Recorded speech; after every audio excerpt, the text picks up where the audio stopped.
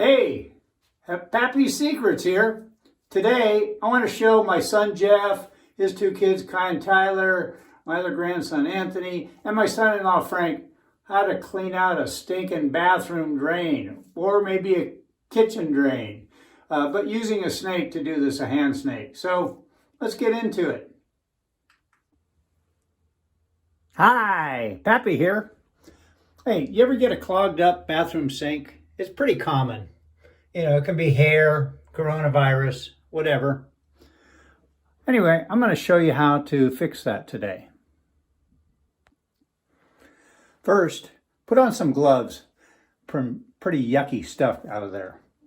So you have a drain stopper, and mine lifts right out. Now you see that hole at the bottom? Yours may be attached with a rod underneath, and I'll show you how to disconnect that rod. I like mine this way just for the simple reason that it makes it easier to snake this drain out and clear it up. The difference in whether you have it setting in like this or you have it attached to the rod is mine, if I want to fill the sink, it just gravity closes. So it may not be a great seal. But that's the difference. I prefer it not attached. So let's go down, take a look at the rod connection.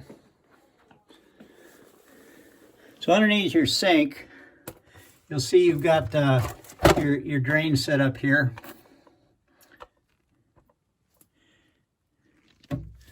And that is the drain coming out of the sink. You saw the rod there going down, and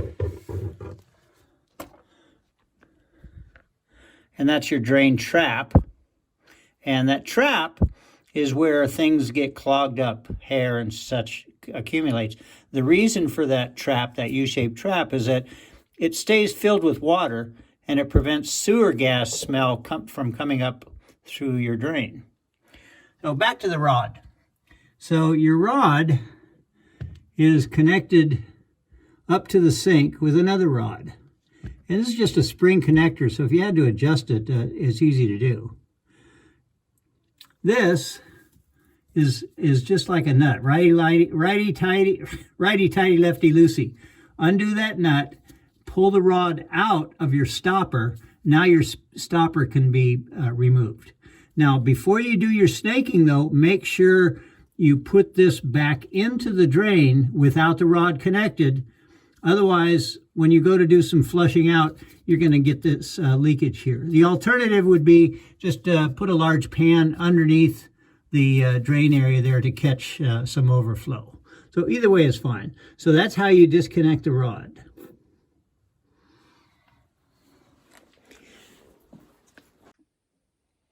So this is the tool that you're going to use to snake your drain.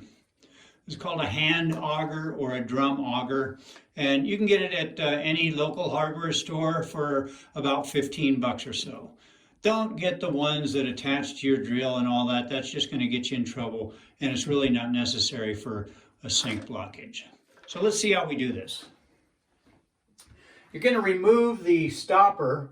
You've already disconnected your rod, if it's necessary, from that hole, and set that aside. The thumb screw on here is so that you can tighten it against the snake, and that's for when you hit a blockage or something you need to spin past with a little more aggression. Generally, you don't need to do that. So we're going to feed out a little bit of snake, about a foot. And the first thing we have to do is get it past the rod because it's too wide to get by either side. What we're going to do is actually screw it past the rod. So I'm going to take this out. I just went past and take this out. I'm spinning backwards, lefty-loosey. You notice this is kind of a corkscrew, right? So the tip there is just screwing past, and the rod is able to fit in between there so that we can get past the rod. The alternative, if that's a pain for you or whatever reason, is just unscrew the rod from underneath and just pull out that whole assembly. caution, you want to put a pan underneath because you're going to get some water out of the drain there. So we screw past the rod, or you've removed the rod. And now you can see it's kind of loose for a little bit, right? So you just want to pull out enough snake so you go down and you find you've hit your first obstruction. At that point, all you're going to do is, you can always leave about 6 inches out here to work with. You're going to hold this and turn it fairly rapidly, and while you're pushing forward, but not with a lot of pressure. You want the snake to drill through any obstruction. Don't push it through the obstruction. You could possibly twist the snake up. Then you grab the snake and pull the drum back and give yourself another 6 inches or so to work with. Spin it, forward motion. Now you can hear it maybe clanking, and we're down at the trap now. And sometimes it's hard to make that turn for the snake. This would be the same for an obstruction. And that's where this nut comes in handy. So what I'm going to do here to get through that trap is I'm going to tighten the nut down. So now the snake is not free spinning. It's stuck in one place. It will turn with more aggression. And it's still the same thing. Just push forward slowly as you're turning.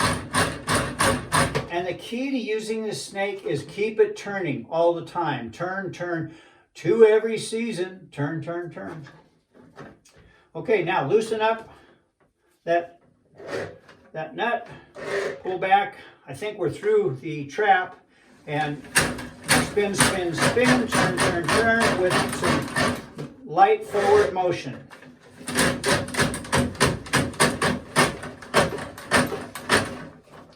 Our goal is to go down through the trap, up and out, at least to the wall entry, and clean out that whole section in there. You should be able to feel when you get there. See, I have a little bit of obstruction right there. I'm probably at the wall, or I'm at another turn. I'm not going to tighten. I think I can use just a little bit of forward pressure and spin and get past that.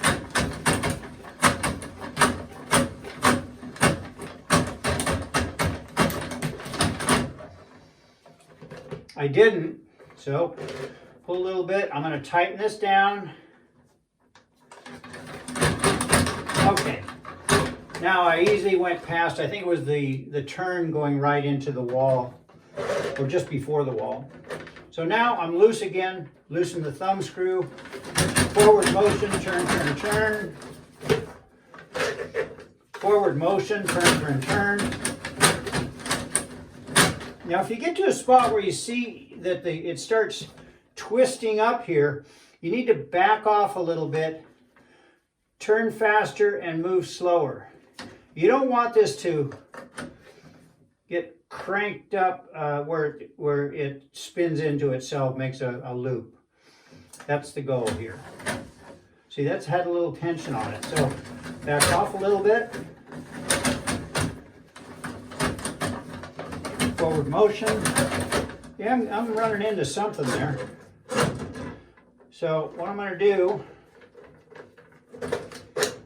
and it's probably just a turn of some sort, I'm going to tighten up, give myself just a little bit of room.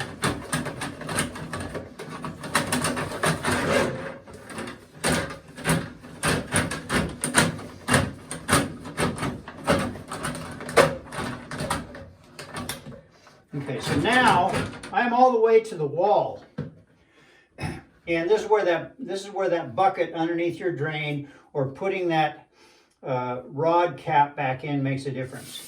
So now that I think I'm done, I'm going to run water in the drain, and you may be able to hand pull this back, but what you want to do is turn forward and pull back, and you'll feed this back in. You'll feed this back into the drum. Feed this back into your snake drum while you're pulling and turning. Even when you're removing, you're still turning. Okay, much easier. And the only spot where you're going to run into a problem is when you get to the rod. And on that, you're going to tighten up your thumb screw. You're going to go backwards to get you past the rod. Now, I want to show you about how far I was in the drain. I was actually into the wall, I can see. I've got about 5 feet of snake in there. So I'm going to shove it all back into the drum, because right now the snake head is sitting at the rod, and I need to give a little backwards motion to get, that's the kind of loop that you do not want. So you undo until you don't have it, okay? We're loose there, except I hit the rod right there.